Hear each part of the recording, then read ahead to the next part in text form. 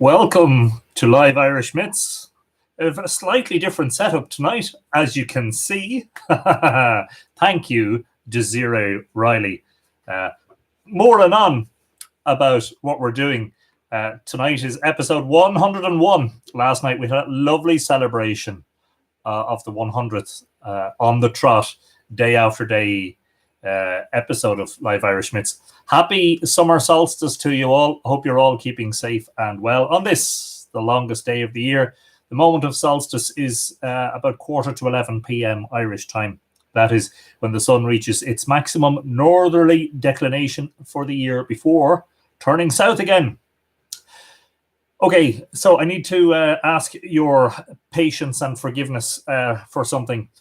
I am going to dispense with the hellos and the greetings tonight, and there's a very good reason for it. Ishnok are broadcasting live at 9 p.m. from their page, and I would like us to be finished at around 10 to 9, 5 to 9, so that we can go straight over to the Ishnok page and enjoy their celebrations of the summer solstice. So if you don't mind, I won't say what I usually do. I won't go through all the hellos. It sometimes takes 20 minutes to do that. We literally get stuck in tonight to the material. Now, you'll probably be able to see straight away that things have changed. One thing, Desiree, I see you there. I didn't account for is the fact that it's still bright here, and although the curtains are closed, we have skylights that don't have blinds on them, so there's still light coming in. I hope that you will be able to see what's on the screen when the time comes. I'm thinking that this is going to be very nice in the autumn and the winter time for illustrating some of the talks with photography, etc. Last night's test, of course, was after midnight when it was dark, so it wasn't an issue. And it is a dull evening. I'm glad the sun's not shining for once, I know. Whoever thought I'd say that? Hopefully you can all see. Okay, I'm just making sure that the YouTubers, just make a tiny adjustment to that camera there, just so you can see, hopefully, what's on the screen behind. And hopefully you'll be able to see it in enough detail to appreciate what's going on. So what I propose to do is I'm going to do a bit of reading about the solstice.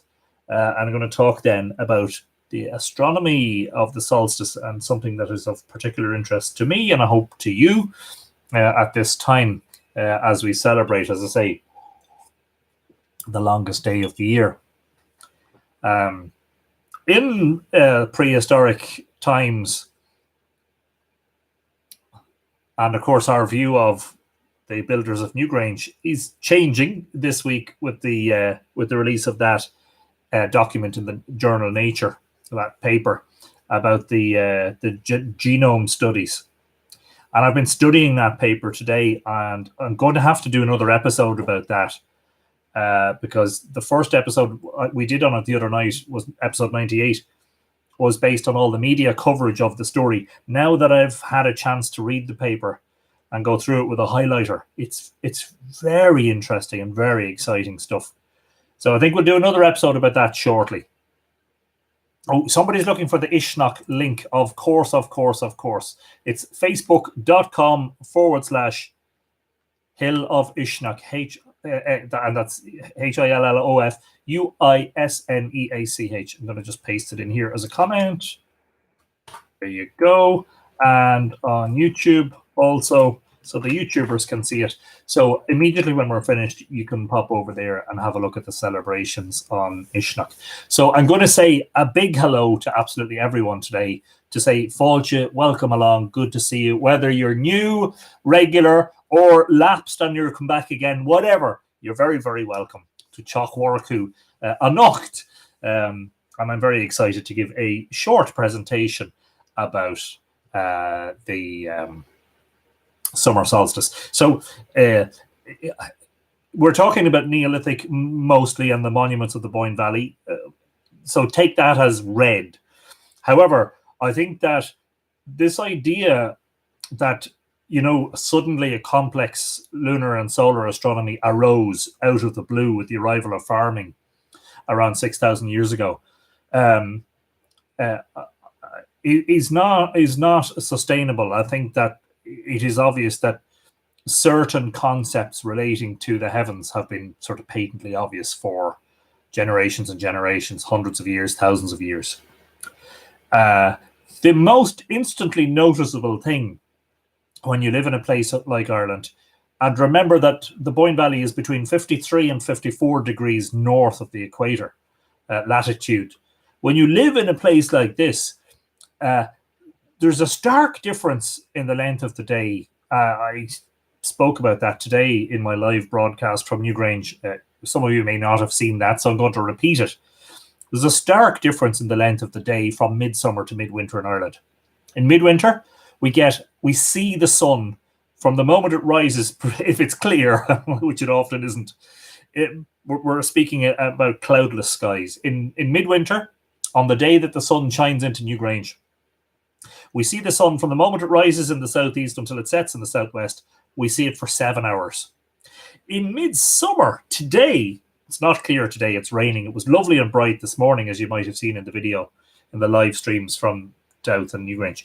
From the moment the sun rises to the moment the sun sets in midsummer is 17 hours. So I want to make sure I'm right about that. Approximately 5 a.m. to approximately 10 p.m. Yes, 12 hours plus 5 is 17. So midsummer's day is 10 hours of sunlight longer than midwinter. It is, I mean, it's not just a doubling of the length of the day, it's actually more than that.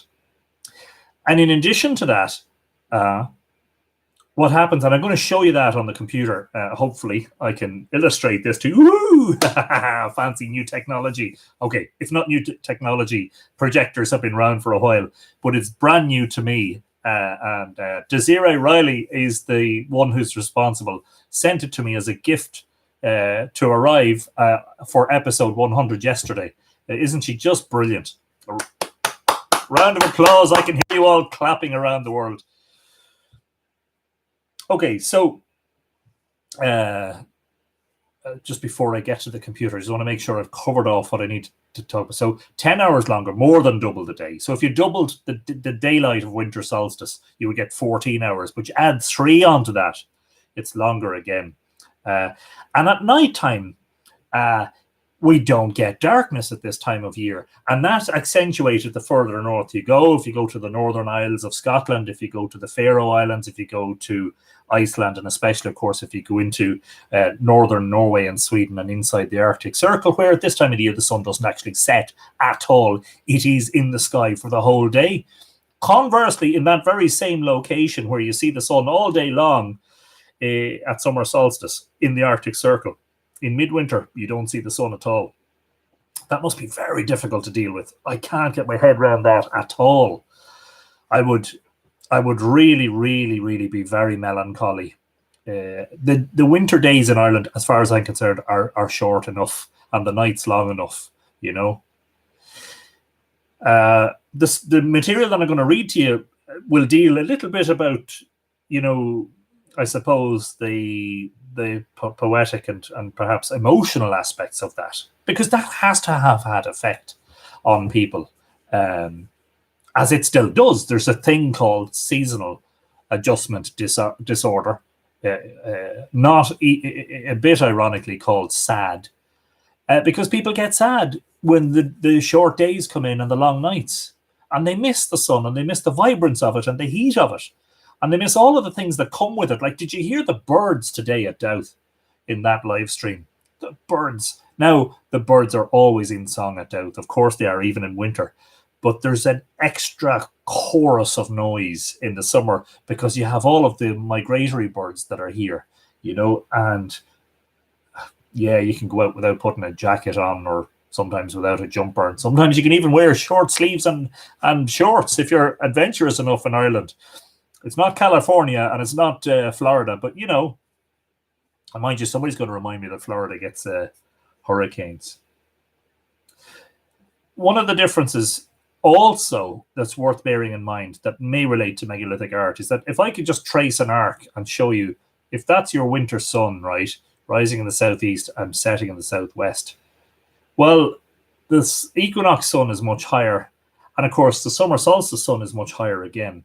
And if you think of those arcs, right, think of a rainbow, think of a series of arcs across the sky. If you were to plot the sun's arc across the sky day by day from winter to summer and back to winter again, what you would see is this series of arcs, and it grows from winter to summer. It gets bigger and bigger, and then it contracts back down to the winter. Now, if you were to try and represent that movement from solstice to solstice in one symbol, not a series of arcs, one symbol, the one symbol that would do it very aptly is the spiral, because the spiral joins up the missing bits below the horizon, and it gives you a winding up sun from winter to summer, and conversely, a winding down spiral from summer to winter. So the spiral, which is assumed by several experts in the sphere of megalithic art to represent the sun, although the jury is always out on these matters, and it's just a highly difficult area because it's so abstract, and because the approach to the interpretation of art is a necessarily subjective one. So there's always a subjectivity that tries to say it is the sun, it isn't the sun, and scholars will argue, and never the twain shall meet. However, I want to illustrate this for you with Stellarium, and Stellarium is a free program available for Mac and PC and Linux if you're on Linux. There are various software packages that are available for free for smart devices, so you'd never have a problem displaying the sky and what it looks like. So anyway, I'm going to zoom out here for a second, right? And I'm going to show you the horizon's going to be very warped in this now, right? And it has to be so to give you an appreciation of the difference. So what I'm going to do is I'm going to run the animation. I'm going to fast forward the day. This is today's sun in the middle of the day today. 1 o'clock, 1300 hours on the 20th of June. Now I'm going to run it here, and I'm going to fast forward it so you'll see. Look where the sun is rising and setting, right? It's rising and setting in the northeast, and rising in the northeast and setting in the northwest.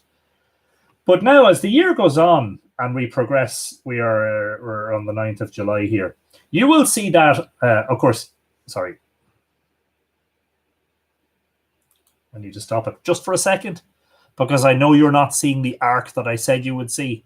The arc that you would see naturally if you had a flat horizon is a rainbow, you know, an increasing or decreasing rainbow.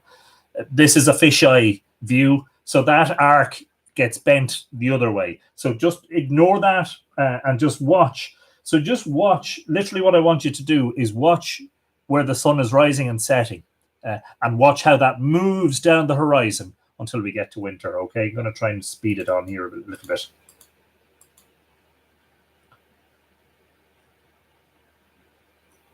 So now the sun is rising between east and northeast and setting between west and southwest. And as we progress, that's August. That's Lunasa, that's the cross quarter day. And that's when we start to notice a significant contraction of the length of the day. And you'll see as we progress, the sun's rising and setting position moving southward along the horizon until we get to the equinox, which is, okay, so 26th of August, 27th, 28th, 29th of August, 30th of August. So in a few weeks' time, we're progressing rapidly towards equinox now. So the 7th of September, 8th, 9th, 10th. And you'll see shortly that the sun will rise due east and will set due west. And there we go. Just at equinox there now. And the sun is getting lower and lower in the sky, such that we don't actually need to bend the horizon so much anymore. We can see it all in this lower view or smaller view. And as the year progresses, you'll see that the sun moves so that it is I'm just trying to get this as mirrored, so that it is rising south of east and setting south of west. And so on and so forth. That's 25th of October, 26th of October, 27th. And now we approach Samhain, which is the other cross-quarter date. And that's when the the shortening of the days has reached its maximum, basically. And they don't shorten as noticeably from Samhain to winter solstice. So this is the day and night sky happening in really quick succession. We're now on to the 25th of November, and we're progressing rapidly, so much so I can zoom in here again and we can still fit the sun into one view. And you will see that shortly it will be rising. Where's southeast? I'm just trying to find the marker here. Yes, there's southeast there. And when it's rising southeast at this latitude, you'll know that you've pretty much reached winter solstice. And there we go. There's the 20th of December. 10 a.m. I'll just wheel back the sun a little bit, and you'll see there approximately rising in the southeast. So in the space of 6 months, we have seen this massive swing of the sun on the eastern horizon. On the eastern horizon. It has moved from northeast to southeast in 6 months in terms of its rising place, and conversely on the western horizon, it has moved from setting in the northwest to setting in the southwest. The range of the sun is almost 90 degrees, not quite at this latitude. So if you were able to, if on winter solstice, I'm just going to pull back here, if on winter solstice your sun rises there, well, if you've put your arms out at a 90-degree angle to each other, you'll be pretty much, this arm will then be pointing to where summer solstice sun rises. They're almost 90 degrees apart at this latitude, and they're perfectly 90 degrees apart at a more northerly latitude, which I think is the latitude of Edinburgh in Scotland. The square of the year, as they might refer to it. Now, is there a quick way of, sorry, I just realized something here. The date is F5. There is a quick way of going back 6 months. No, that's, yes, 20th of the 6th. Okay, so now we're back to today. And if we go back and put the sun on the horizon, you'll see that it's rising approximately in the northeast.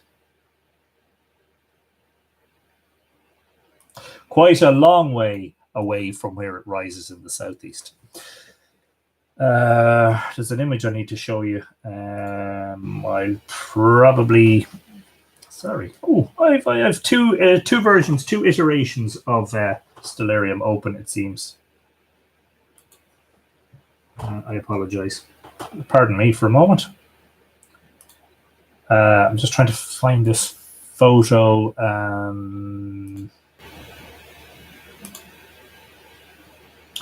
I hope I can show it to you very quickly so that there's no messing around.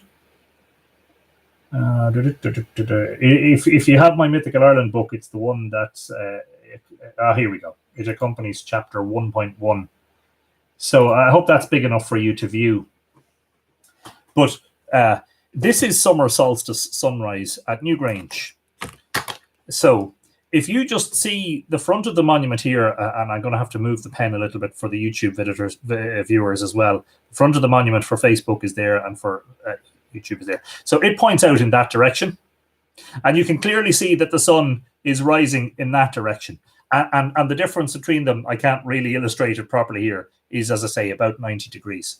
So on the morning of summer solstice, this morning at shortly around 5 a.m., a few minutes before 5 a.m., if you were standing at the entrance of Newgrange, to view the sunrise, you would have to step out in front of the entrance curbstone and turn left by 90 degrees to see the sunrise.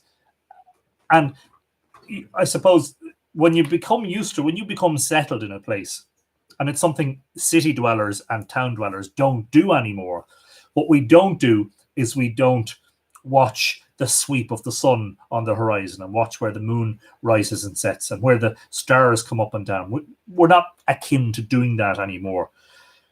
That is the sort of thing that we did when we lived in huts and we lived in impermanent buildings, when we didn't have these concrete shells around us, permanent roofs, artificial light, etc., etc. I know that some of you naturally will watch the rising and setting. Some of you are just druidic like that, and it's brilliant and it's wonderful to see.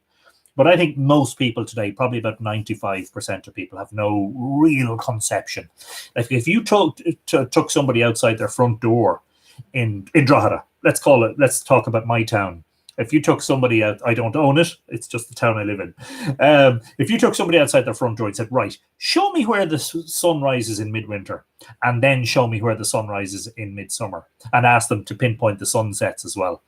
Now, I think they'd be able to, in some cases, give you a rough approximation. But would they be able to say, oh, I know exactly where it rises. It rises just, you see where that tree is, between that tree and that pole, blah, blah, blah. That is something that we did in prehistoric, the royal people, humans. That's something that we did in prehistoric times. We watched and we used what we call foresights, distant foresights, features on the horizon, the peak of a hill, a notch between hills, a tall tree, in some cases an artificial mound, a man-made mound, etc., etc. And we marked things. We liked to do that too with henges and stone circles, where we watch sunrises and casting of shadows, and we put our stones in place so as to measure out or to mark the positions over the course of the year. It's no wonder then, isn't it, that as a modern people, we still, despite the fact that we can switch on lights indoors at night, we still feel that those of us who live at more northerly latitudes, and of course the converse is true for those who live in the southern hemisphere, the closer you live to the Antarctic circle, the more pronounced this effect as well. It is a mirror image. Right now, today, happy winter solstice to our Australian viewers, by the way. And the best indication of how mirrored things are is that the Australians can eat their Christmas turkey on the beach in basking sunshine. That is something that European people just can't contemplate, because we naturally associate Christmas with winter and snow and coldness and darkness, etc. Hence the lights on the Christmas tree. So if you go back into prehistory, there's something about this that is very special, because the solstices, and I've said it before in lots of talks, and I've been saying it for years, and I'm beginning to sound like a broken record. But the solstices provide the only hooks of the year. They're the only visual, in terms of horizon and that sequence that we've just looked at. You've got these two hooks where the sun stands still, and between that, the only way you know what time of the year it is by your own local observations. You know that when the sun comes up out of that hill, it's equinox, for instance, Millmount and Slane, etc., etc. Between the solstices, there are no hooks. You're just watching the sun range between these 2 points all the time. And in fact, it works like a pendulum, because it's slow moving at the solstices and fastest moving in the middle at the equinoxes, and slow again at the other solstice. So you get this sort of sweeping movement, and it's a pendulum-like movement. And so those hooks are very, very important, because they give you that visual cue that you're missing otherwise. With the moon, which does the same thing, kind of, but it strays outside of the range of the sun, and the lunar standstills are 11 degrees along the horizon, further out than the sun rises and sunsets.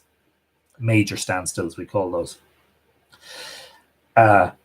However, with the moon, we can just watch what constellation it's in, can't we? We can say, oh, look, there's the moon, and look, it's right beside the Pleiades, or there it is above Orion, or there it is, at the forepaw of Leo the lion, or there it is in Libra, whatever, You can't do that with the sun, because we can't see the background stars during the day. We can only approximate. We can watch the heliacal settings and risings. We can watch the first stars that appear in the twilight in the evening time. And if we're patient enough and diligent enough, we can watch which stars appear or the last ones to disappear as the sun rises. And you can calculate in between what's in between those, and you can approximate the sun's position. Now, I think that the people of prehistoric Ireland were able to do that. It's not tremendously difficult when you get your bearings in the sky. You create your grid or your chart, your star grid, which provides you with your background graph against, or your graphing paper against which you're plotting the movement of the sun. Although you can't see that background except during a total eclipse of the sun, when for a couple of minutes the stars appear, and then you can go, oh yeah, now I know exactly where the sun is. It's a fascinating thing that we can't, but today, of course, we can calculate very accurately, and of course the software shows us exactly where the sun is located.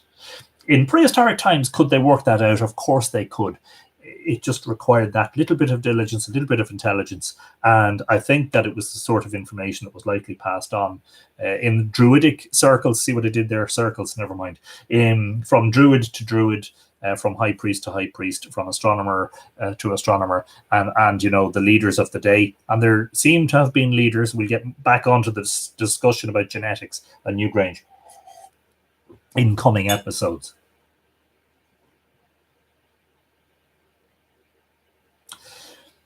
Now, the sun's vernal position, which is where it's located in the zodiac on the day of spring equinox or vernal equinox, is the date by which we calculate the current age. So we are currently in the age of Pisces. That is because the sun on the spring equinox is located in the constellation Pisces.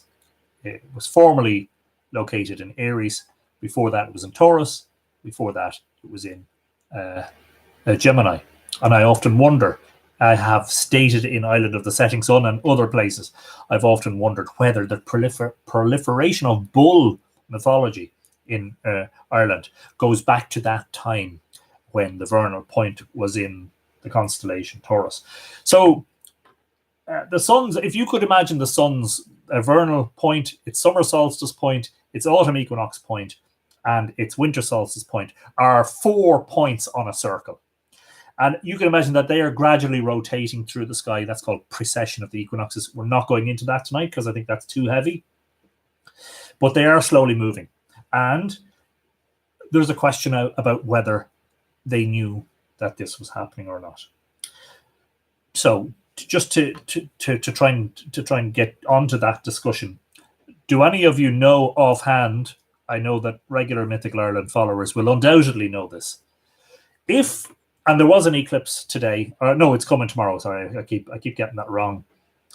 If you could black out the sun today on the summer solstice, you could put the moon in front of it and make the stars appear. Where in the sky would the sun be located? Do you know that? Oh, haven't used the computer in a few minutes and it's going asleep. And this is very important.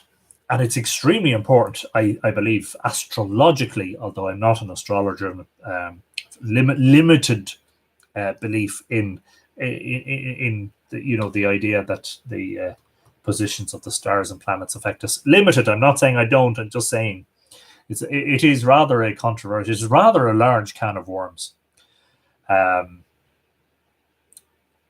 So right now, if you were to black out the sun, what would you see? Where would it be located in the sky? Well, we can do that with Stellarium. For some reason, I have two versions of it. I'm going to close one because I think that will affect the memory capabilities, the RAM capabilities of the computer. Well, let's put the sun in the middle of the sky again. So this is the 20th of June. And we're going to move to the south and we're going to put the sun high up in the sky. And that'll be around midday or so, half past 12.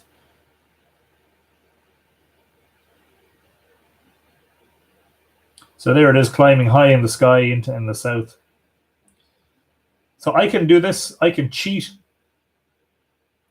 I can suddenly make, with my magic wand, I can make the sky darken and the stars appear. Martin Doheny says, when Orion the Hunter, yes, Orion, of course, has a lot to do with it. Yes, indeed, is correct. So just watch, right? I'm going to simulate the disappearance. I wonder, is that light affecting things? No, that's only affecting me and my horrible face. So just watch this. I can make the sky go dark. And suddenly, we can see that in the middle of the day today, that's actually about 1:30 today. Look at where it is.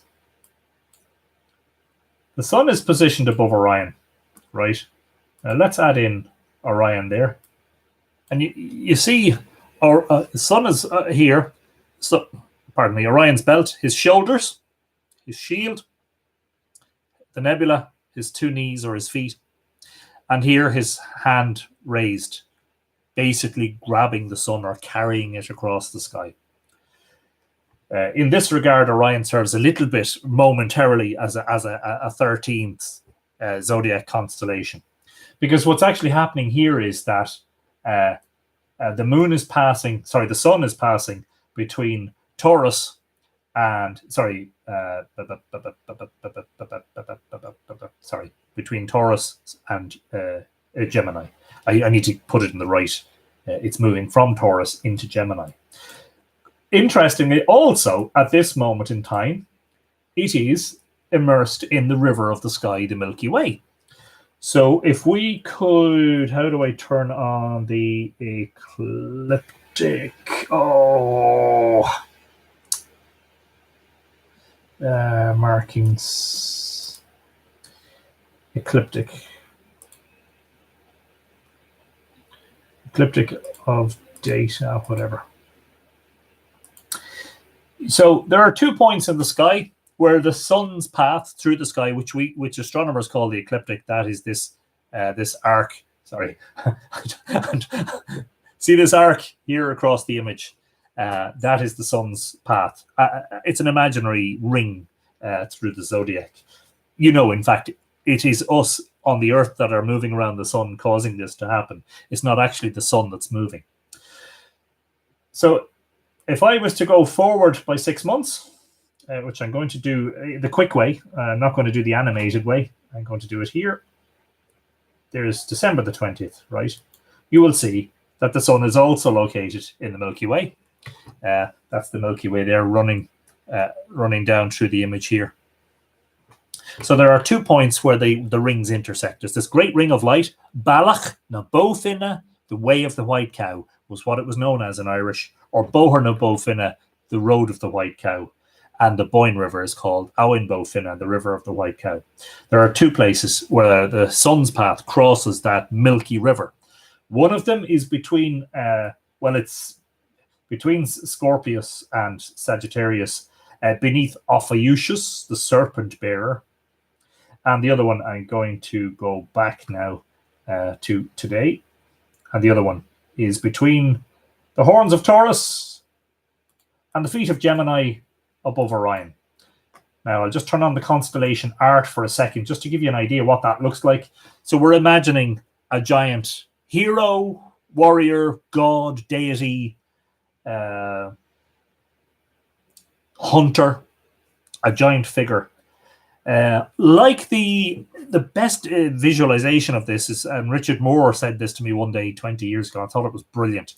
The best way to visualize this is the Olympic torch bearer. There's someone carrying the Olympic torch across the sky as if to light a fire. So at this moment in time, right now, the sun is above Orion on this, the longest day of the year. That is the sun's apex. If I zoom out again, hopefully you can see that. You can see that that is the sun's zenith or apex. That is the highest point it reaches in the year. Now, if you go back in time, the solstice and equinox positions, because of precession, have rotated along the ecliptic. Now, here's something that's fascinating. The date given by the annals for the arrival of the Milesians is approximately 1700 BC. They say it was on the calends of May, in other words, Bealtaine. They give the date of the age of the moon as 16 days, etc., etc. And if you work backwards to that date with Stellarium or one of your programs, you will find that the day upon which the Milesians stepped foot in Ireland, and remember, from the invasion mythology, the sons of Mil, who came from Spain, came to Ireland to take it from the Tuatha Dé Danann. So what we're seeing here is very significant cosmologically. And I'm not talking about astronomical cosmology. I'm talking about mythological cosmology. It's very, very significant. You're basically seeing the changing of the guard. The Milesians have come to take Ireland from the deities. The deities are going to go into the Sidhe. They're going to go into the monuments. And the mortals are taking over, and they're going to possess the territorial land, the telluric landscape. Guess where the sun was positioned? At Bealtaine. That is the beginning of summer, early May, in approximately 1700 BC. Exactly the same position that it is now in on summer solstice. So that, I think, gives us an indication of the change, that in the Bronze Age, the sun was above Orion at Bealtaine, and now it is above the Orion on summer solstice. I think this is full of powerful imagery. It is full of meaning, it is laden with meaning. The height of man, the man has reached some sort of zenith, he's carrying the light. What happens from here? Is it a decline of man? Because after this, the sun gradually moves out of Orion's hand. Now, just to show you how long that's going to take, I'm going to zoom in, right? And I'm going to progress through the years just to show you that it's going to take a while, but nonetheless, I think this is a worthwhile exercise. So here I'm going to move through the years rather rapidly. Now you'll see it going forward and then back once every 4 years, and you know why that is, don't you? That's because of the leap year. But don't worry about that. Just watch its general progression. This is the 20th of June. We're now in 2074. It's still there, pretty much. But now we begin to see it move westwards. It's drifting. So this is still the 20th of June, but this is the year 2200 AD. So 180 years from now, you see that it has drifted. It is now heading towards the tips of the horns of Taurus. And in fact, to get it into the hand of Orion, we need to go to the 22nd of June. Now, it's a gradual movement. And this movement of the sun's summer solstice position or vernal equinox position around the whole ring of the zodiac takes 25,920 years. It is a very slow progression, approximately 72 degrees, 1 degree every 72 years. And it spends approximately, divide 26,000 by 12. It spends, I think, just over 2 millennia in each zodiac constellation. So let's go forward by another period of time. Let's go forward to 2300 BC. Sorry, AD, AD, definitely AD. And now we see that the sun on the 20th of June has progressed so that it is now firmly out of the hand of Orion and has moved towards Taurus. In order to get it into the hand of Orion, we have to go to the 24th of June. This is very slow. We're not going to see it in our lifetime. In our lifetime, pretty much everybody who's watching today, whether you're 8 or 80, whether you're 8 months or 108, you can say that on the summer solstice, or conversely, if it's winter solstice in the southern hemisphere, that the sun is in the hand of Orion for you. And I think this is full of mythical importance. Why? Nuadu of the silver arm. Orion's arm is embedded in the Milky Way.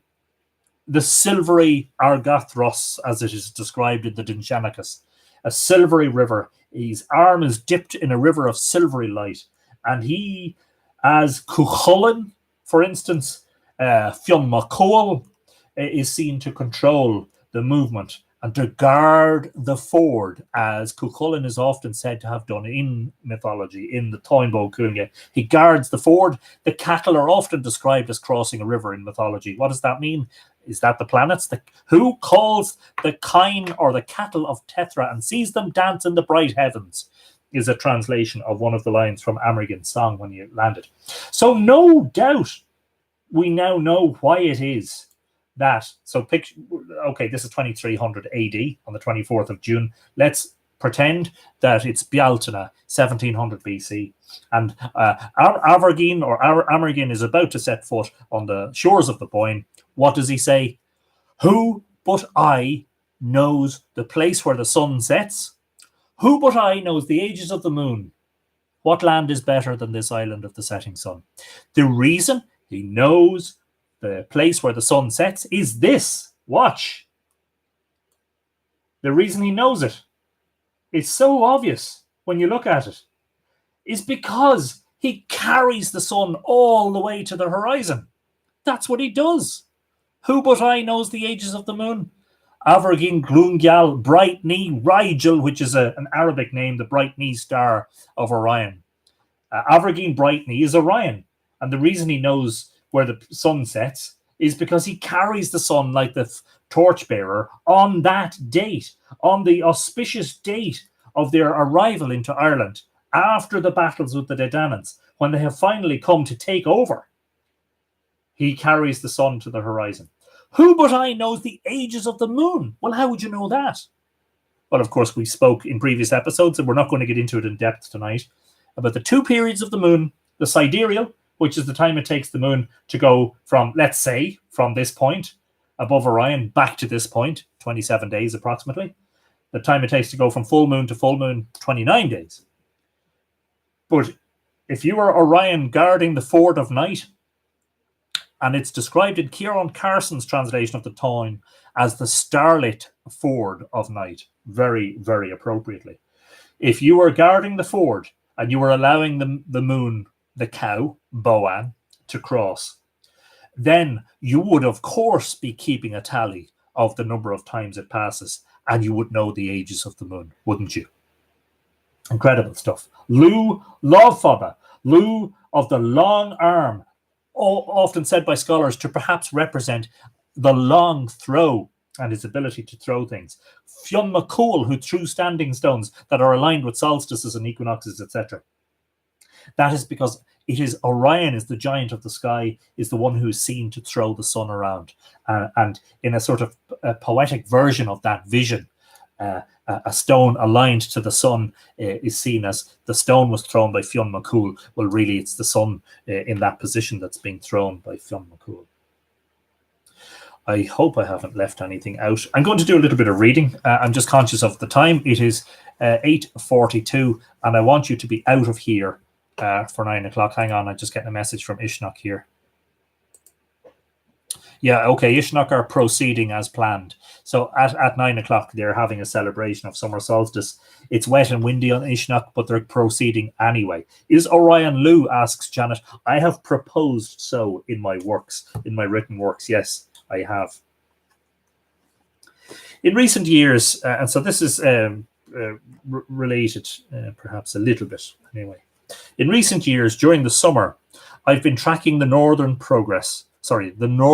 progress of the sunsets as we march inevitably towards the summer solstice and the longest days of the year.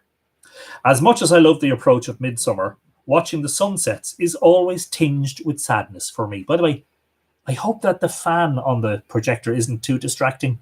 I can hear it now while I'm talking. Hopefully it's not distracting you too much. There isn't much I can do about it. It keeps the bulb cool. It is difficult to live at any latitude so removed from the equator that the difference in the length of day from midwinter to midsummer is enormous.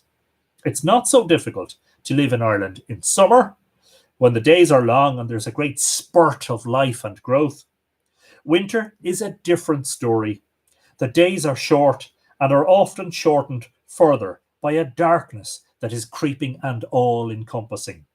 Immersed in this darkness, all you can do is accept it and perhaps embrace it and wait for the days to lengthen. By the way, I'm reading from my book, Mythical Ireland, New Light on the Ancient Past. Summer then arrives rather abruptly. In late March, the clocks go forward by an hour. Where previously the sun was setting around 6 p.m, now it sets around 7 p.m. And it doesn't get dark until nearly 8. Everybody's saying they can't hear it. That's brilliant. That's great. I think that's because the microphones on the devices that are showing the live stream are facing forward. The fan is up there behind. Because it's the time of equinox, the sun's rising and setting positions on the eastern and western horizons are moving at their greatest speed. The days are rapidly getting longer, from Imbolc, the ancient Celtic spring festival of early February, through spring equinox and on towards Bealtaine, early May. Before daylight saving time kicks in, you are probably driving to and from work in the dark, if you work regular hours, and find that the only daylight activities you can partake in, apart from whatever work you do, are at the weekends when you try to cram it all in. And that is a big thing for those of us who live at those latitudes where winter days are short. From late March onward, you can start to enjoy the stretch in the evenings, as it is commonly referred to here in Ireland. And very quickly, within a month, you've gone from driving home in the dark to enjoying brightness until well after 9 p.m. Approaching midsummer, the sunsets occur quite late in the day. In late May, the sun sets at about 9:30 p.m. By Midsummer's Day, that's today, the sunset is around 9:50 p.m., so 10 to 10. What time is it now? So the sun is still up here for another hour. And by that time, the nights do not get fully dark. That's something I didn't illustrate, by the way, was why that is. I might get a moment to do that before we finish. Remind me to illustrate the endless day of midsummer. I love the height of summer, and I love the long evenings. I enjoy the extra light. It invigorates my spirit. There is something about the lingering of the light that I have always connected with hope and vitality. I suppose there's probably nothing unusual about that. However, part of the sadness that I feel, even at this time of year, stems from the realization that inevitably the sun will reach a certain maximum setting azimuth, and after halting there for a few days, will begin to start heading south again. No sooner do the glorious days of summer arrive, and suddenly the pendulum swings against us. Midsummer brings some glorious days here in the Boyne Valley. They are warm and sunny, and the whole valley comes alive with the busyness of summer. People are out in droves, of course, not quite as so much with the COVID situation, but things are returning to some level of normality here. People are out in droves, walking, playing, relaxing. On days like those, you might say to yourself, if it was like this all the time, you'd never want to leave. But some of us are so married to the place, despite the sometimes endless rain and the short, cold days of winter, that we never leave it anyway. The swifts and swallows and house martins, having recently arrived, I saw swifts and swallows in our video from Douth this morning. Having recently arrived from their faraway wintering grounds in Africa, perhaps conversely remind us of our own rooting to place, our connection to home, something that, until the invention of powered flight, was largely intrinsic to our lives as humans. We might have ventured across the globe as a species, but locally, once we find home, we tend to stay there. And sometimes bound to that spot on the earth by our sense of belonging, and perhaps reinforced by our sense of community, we might wish that, like the swallow, we could just alight into the great air and fly off somewhere else for the winter, leaving the harsh chill behind. One of the other things that makes me sad, even on those lovely long evenings of summer, is the fact that the relentless movement of the sun and the consequent brightening and darkening of the days is an eternal reminder of the fleeting and changing nature of our own lives. There, reflected in the everyday movements of that golden ball upon which we depend for so much, we see in vivid reality the corruptible nature of our own carnal selves. Just as the day rises tentatively in the east, and the noon comes brightly to strengthen the day, the evening arrives all too swiftly, and the day is spent. All this is extended and magnified in the great drama of the seasons, and all too quickly the autumn arrives with its fallen leaves and drooping spirits ushering in the harsh winter. Perhaps there's a bit of pathos here, and perhaps I'm a little bit overstating the sentimentality of it.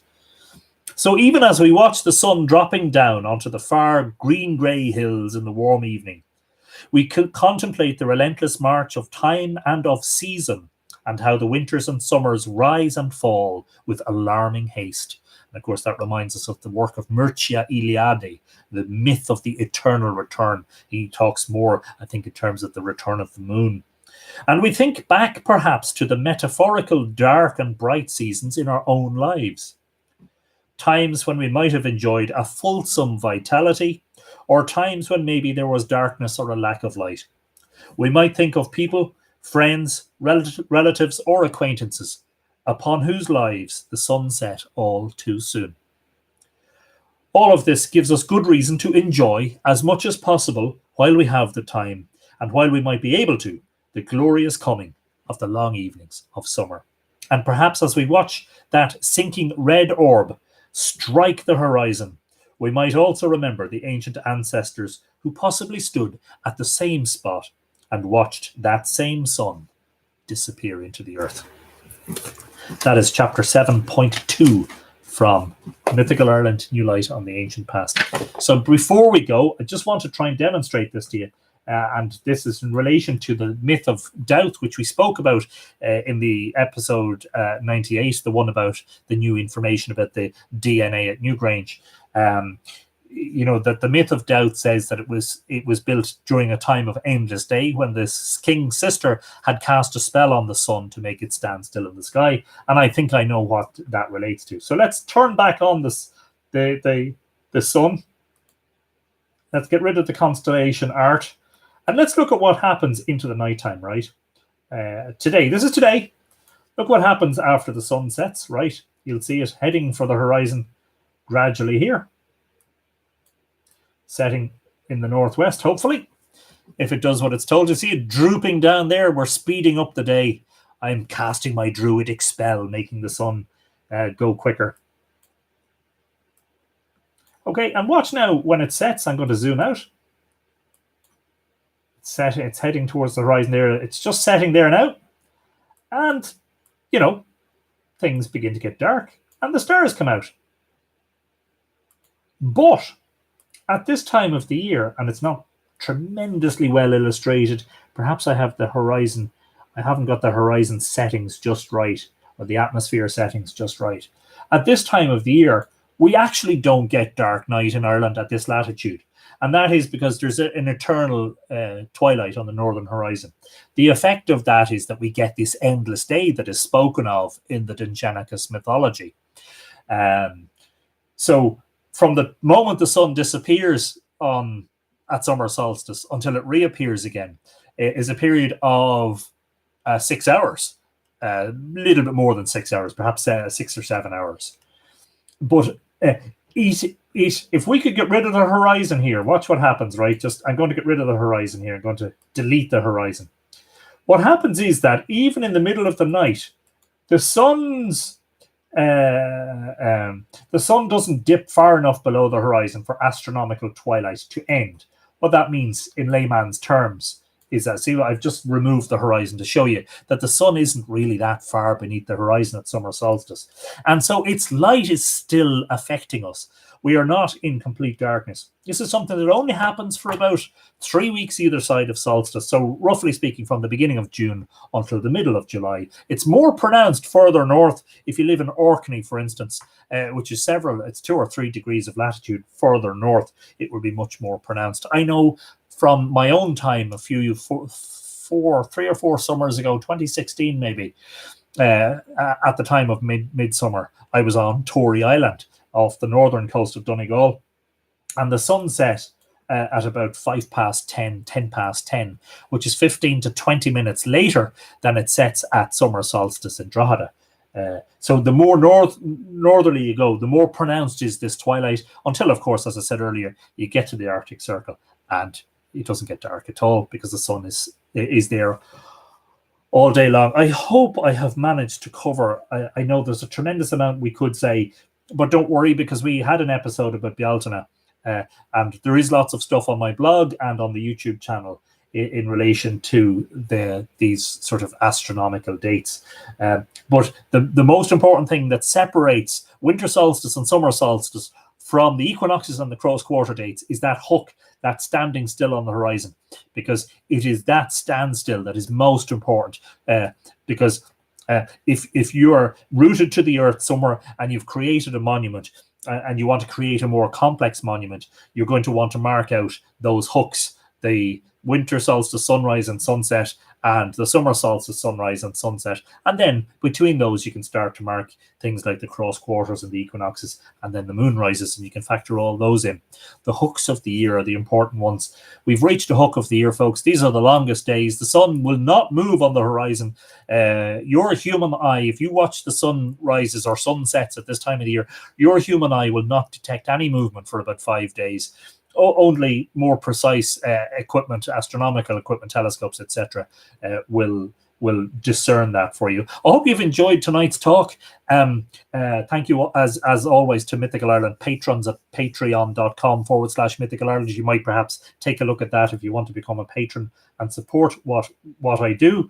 In the meantime, enjoy the longest day of the year. We'll be back. I'm probably going to go back to the subject of the Newgrange DNA study tomorrow evening. I am hoping to slow down the number of episodes. I'm not sure that we're going to be doing dailies from next week onwards. I really need to just... GRMA is Guramahagut, which is Irish, which means thank you very much. Donna Firer, thank you for your support. If you have any questions, well, maybe look, I'll try to answer them tomorrow evening. I probably won't get the time to be answering messages this evening because me and my family are going to get some food now, and I will probably have another glass of the old wine to celebrate and raise a toast. Don't forget to go to the Ishnok page. Their live stream is just about to start, and enjoy their midsummer celebrations. I suppose that the weather, they would probably be hoping for better weather.